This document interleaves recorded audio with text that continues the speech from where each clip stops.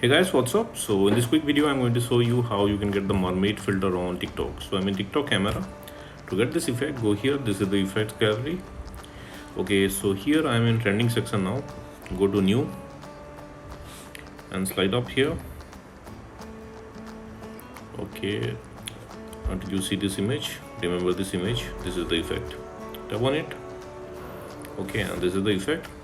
Okay, and suppose you are not getting the effect like this from the effects gallery, then what you can do, go to discover and here search for Mermaid U.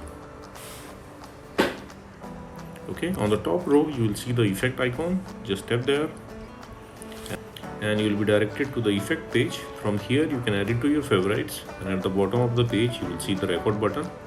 You can tap there to use this effect likewise.